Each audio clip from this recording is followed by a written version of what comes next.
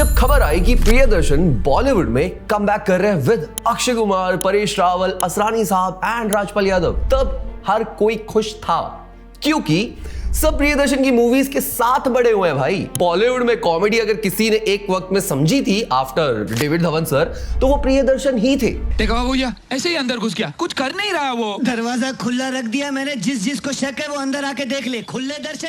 And उनके जाने के बाद बॉलीवुड में कॉमेडी मूवीज काफी ज्यादा रेयर हो गई। Fuck off. Sorry, बेन का चोट। फिर जब इस साल पता चला कि मूवी का नाम भूत बंगला होगा और मन में भाई सवाल आए कि क्या भूल भुलैया का सेकंड पार्ट होगा ये, जो ओरिजिनली बनना चाहिए था आज से 10 साल पहले। अब एक्साइटमेंट भी बहुत थी, लेकिन कई सारे सवाल भी आने लग गए कि क्या नीरज वोरा जी के जाने के बाद प्रियदर्शन एक अच्छी मूवी बना पाएंगे। और पॉसिबिलिटीज थी भी, क्योंकि फिल्म जैसे कि दे दनादन, खट्टा मीठा, जी हाँ, ये प्रियदर्शन ने बनाई है विदाउट नीरज वोरा सर। आजा मेरी बुलबुल, आजा। बलात्कार। लेकिन उनकी लास्ट बॉलीवुड कॉमेडी मूवी थी भाई हंगामा 2 and it was a disaster. Okay, बच्ची का पिता हमारे सामने खड़ा। अब ये सारे सवाल और थोड़ा सा डर लेके मैं भाई भूत बंगला देखने चला गया एंड यू वोंट बिलीव, मेरा डर सच निकला। भूत बंगला वाज हॉरिबल गाइस। मैं जितनी एक्सपेक्टेशंस लेकर गया था ना, वो पूरी ना होते हुए देख के भाई मुझे तो बहुत बुरा लगा। और खुद को डिटॉक्स करने के लिए भाई घर पे आया मैं और मैंने भाई भूल भुलैया वापस देखी and it was still funny. तो सवाल उठता है कि व्हाई भूल भुलैया वर्क्स एंड व्हाई भूत बंगला डजंट। आज मैं राजीव कुमार इस वीडियो में बात करने वाला हूं। तो वीडियो शुरू होने से पहले YBP फिल्मी को जरूर सब्सक्राइब कर देना, क्योंकि हम ऐसी वीडियोस तुम्हारे लिए हर हफ्ते लाते रहते हैं। अब काफी लोग कहेंगे कि भाई दोनों मूवीज अलग हैं, दोनों को कंपेयर करना क्या सही होगा? और मेरा जवाब है यस, भूत बंगला और भूल भुलैया को अगर हम साइमल्टेनियसली देखें तो भूत बंगला भूल भुलैया के नॉस्टैल्जिया पे जीने की ही कोशिश कर रही है। बहन डर गई। वही बंगला, वही कास्ट, वही हॉरर के प्रेमाइसेस, लेकिन भूत बंगला अपने हॉरर में कहीं तो मार खा जाती है। अब कैसे, यही देखते हैं। अब भूल भुलैया ने कोई मेजर रिस्क नहीं लिया था, क्योंकि मूवी एक रीमेक थी मलयालम मूवी मनी चित्रथाज़ू का। अब ये एक already tried and refuse production, ये एक already tried and tested movie थी जो मलयालम ऑडियंस में एक मेजर हिट भी थी। अब प्रियदर्शन की मेजॉरिटी बॉलीवुड फिल्म्स रीमेक रही थी, जिसकी वजह से रिस्क फैक्टर थोड़ा कम था उनकी मूवीज में। मतलब कि एक ऑलरेडी वर्क्ड फॉर्मूला को बॉलीवुड सेटअप में डाल दो and you are done. Well, ये इतना आसान नहीं होता, क्योंकि प्रियदर्शन साहब की पहले की मेजॉरिटी कॉमेडी हिट्स लिखी थी लेट नीरज वोरा साहब ने, और नीरज वोरा सर जाने जाते थे अपने परफेक्ट स्क्रीन प्ले और डायलॉग्स के लिए। मैं बताता हूँ who is the genius and I love that guy. मैंने उस बंदे की लाइफ स्टोरी फॉलो की। इट्स नीरज वोरा साहब। नीरज, मैं मेरे मुंह में बात थी। नीरज वोरा साहब के बारे में जिनको नहीं पता, उन्होंने सारी मेजर पिक्चरें लिखी है, जिसकी वजह से उनकी लिखी हुई भूल भुलैया कंफ्यूज नहीं करती है लोगों को। स्टोरी शुरू होती है उस भूल भुलैया वाली हवेली से, जिससे सारा शहर डर रहा था, और सारी कहानी उसी हवेली की मिस्ट्री के अराउंड सस्पेंस क्रिएट करती है। फिल्म जब बाहर के सीन्स भी दिखाती है ना, जैसे कि अक्षय कुमार का अवनी के बारे में जानने के लिए दूसरे गांव में जाने वाला सीन, तो इस सीन में भी सस्पेंस बनाया जाता है हवेली के अराउंड, जिसकी वजह से जो स्टोरी है वो एक ही डायरेक्शन में जाती हुई दिख रही है हमें। मतलब मल्टीपल कैरेक्टर्स होते हुए भी मूवी कंफ्यूजिंग नहीं लगती, क्योंकि सारा का सारा विजन एक ही इंसान का था, नीरज वोरा सर। पर भूत बंगला भाई बहुत ज्यादा ही कंफ्यूजिंग हो गई थी। मूवी की शुरुआत किसी रैंडम गांव से होती है, फिर लंदन, फिर एक हवेली जिसे हॉरर एस्टैब्लिश करने की कोशिश भी की, फिर जंगल में मिस्ट्री आ जाती है, फिर एक कमरा, कोई मंदिर। मतलब इतनी सारी लोकेशन होने के बावजूद ऑडियंस ये पिक्चर कनेक्ट ही नहीं कर पा रही है, क्योंकि मूवी हॉरर कॉमेडी है। भूत बंगला ऑडियंस को कंफ्यूज ही कर देती है कि भाई डरे किससे, हवेली से, जंगल से, मंदिर से, या इस पिक्चर से। अब एक तरफ भूल भुलैया मल्टीपल कैरेक्टर्स एस्टैब्लिश आसानी से कर पाती है, चाहे वो परेश रावल जी हो, असरानी साहब हो, या इवन विनीत का कैरेक्टर शशिधर हो। हर कैरेक्टर एक दूसरे से कनेक्ट हो पाता है। हर एक कैरेक्टर की सीन स्टोरी को आगे पुश करने में हेल्प करते हैं। जैसे कि मूवी की शुरुआत में परेश रावल जी हवेली में डर के जा रहे होते हैं, फिर एस्टैब्लिश होता है कि कैसे पढ़े लिखे शशिधर की एजुकेशन के सामने परेश रावल का लॉजिक ही जीत जाता है, जिससे जो शशिधर भी है वो एस्टैब्लिश हो जाता है मूवी के स्टार्ट में ही। और हर एक सीन का मतलब होता है इस पिक्चर में, हर एक कैरेक्टर का रोल इंपॉर्टेंट होता है इस पिक्चर में। इसीलिए चाहे कोटी हो, घर की वो गूंगी बेटी हो, जानकी बुआ हो, हर कैरेक्टर का मीनिंग होता है। वहीं भूत बंगला भाई अपने ही कैरेक्टर्स के साथ खिचड़ी कर देती है। जहां असरानी साहब का कैरेक्टर कभी केयरटेकर है तो अचानक से चोर बन जाता है। परेश रावल जी एक वेडिंग प्लानर है जिसकी कोई सेंस बनती नहीं है, क्योंकि अक्षय कुमार को तो भाई करोड़ों की जायदाद मिल जाती है, तो फिर वो इतने फालतू वेडिंग प्लानर को क्यों बुलाता है? अक्षय कुमार के पास तो भाई इतना पैसा था ना, येट वो इतना कंजूस क्यों है? कोई सेंस है इस बात की? इवन इस घर में घर पे काम वाली बाई सिर्फ इसलिए रखी है ताकि उसकी क्लीवेज देख पाए। क्या मतलब, इसलिए नहीं रखते? मुझे लगा हंसना था। सब कैरेक्टर्स का मीनिंग सिर्फ कॉमेडी के लिए है, जो काफी फोर्स थी। और उसके बाद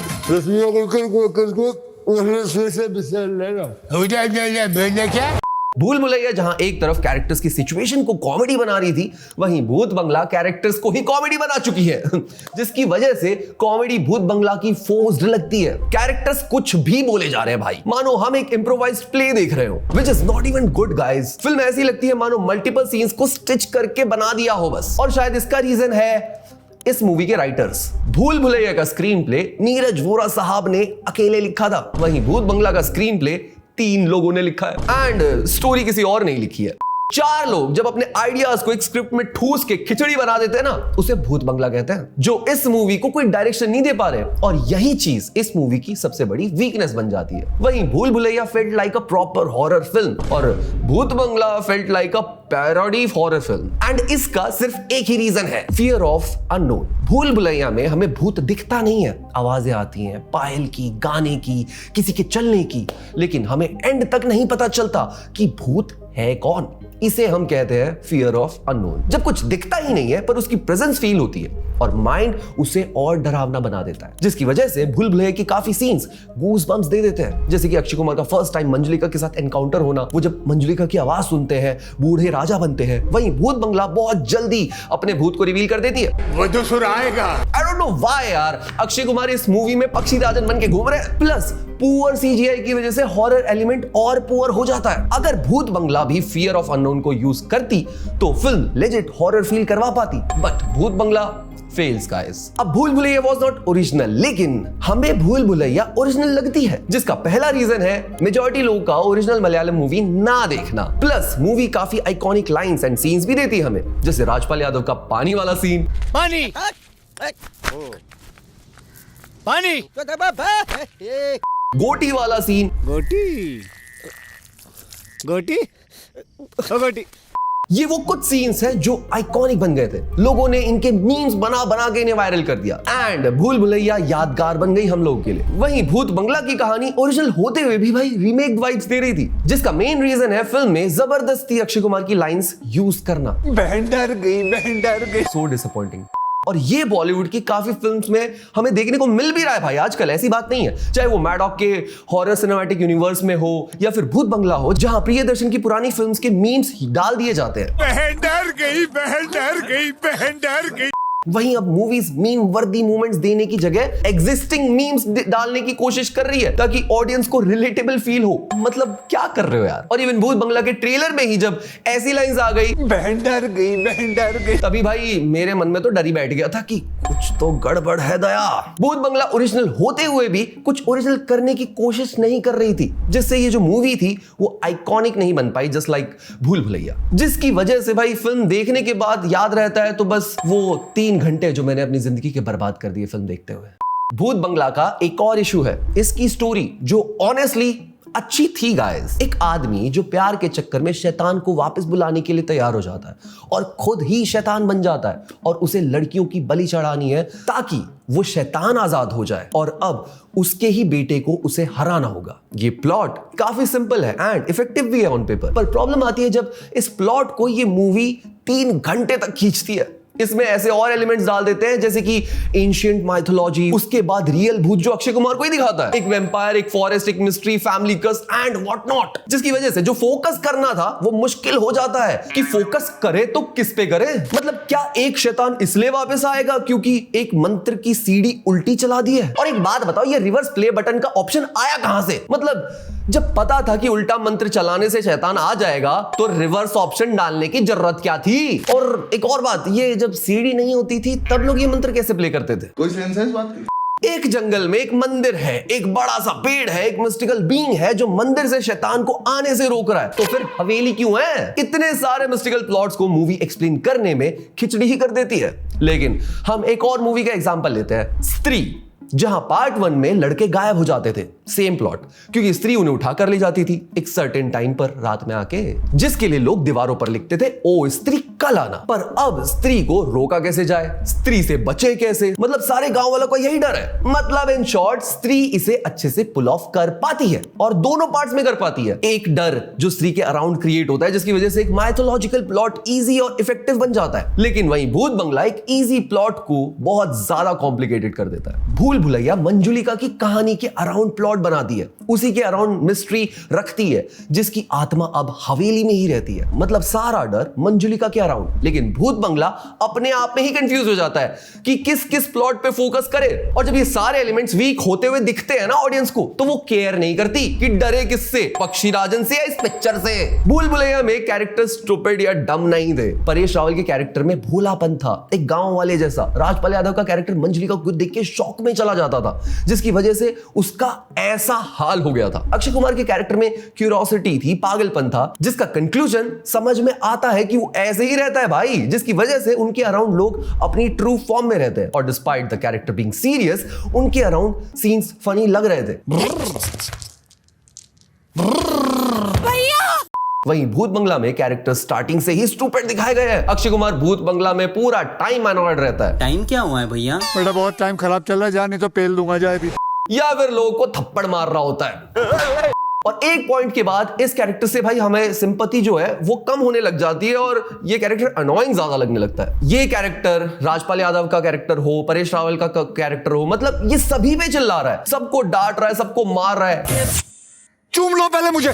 एंड आफ्टर अ व्हाइल तुम इरिटेट हो ही जाते हो भाई इस कैरेक्टर से। इनफैक्ट ये तुम्हें मूवी के क्लाइमेक्स तक आते आते फील होने लग ही जाएगा, जिसकी वजह से मूवी और वीक हो जाती है। अब भूल भुलैया शुरुआत से हवेली की मिस्ट्री, फिर हवेली में भूत, फिर भूत के नाम पे मंजुलिका, एक स्ट्रेट लाइन में भूत को एस्टैब्लिश करता है। वहीं भूत बंगला एक उड़ते हुए भूत, एक हवेली की कहानी काफी लंबे वक्त तक सुनाता ही रहता है और काफी देर बाद इस भूत की बैक स्टोरी बताते हैं। लेकिन इस बैक स्टोरी को जानने से पहले हमें आइडिया ही नहीं था कि मूवी डरा किस चीज से रही है हमें। मतलब अगेन फिल्म की कोई डायरेक्शन नहीं थी, फिल्म रैंडम इवेंट्स दिखा रही थी बस हमें। जहां एक तरफ भूल भुलैया साइकोलॉजिकल हॉरर के साथ खेलती है, सुपरस्टिशन के रिविलेशन से लोगों को शॉक कर देती है, वहीं भूत बंगला में जब पता चलता है कि पक्षीराजन अक्षय कुमार के फादर ही हैं, तब भी कुछ फील नहीं होता है गाइस। कुछ भी एस्टैब्लिश नहीं कर पा रहे हैं ये लोग। प्लस मूवी का एक और वीक पॉइंट है, इसमें जबरदस्ती का लव एंगल डाला है। वामिका गब्बी मिथिला पालकर से 1 साल छोटी है और अक्षय कुमार 58 के हो चुके हैं। मतलब ये कास्टिंग कोई सेंस बना नहीं रही है, क्योंकि फिल्म की शुरुआत में ऐसा लगता है कि भाई अक्षय कुमार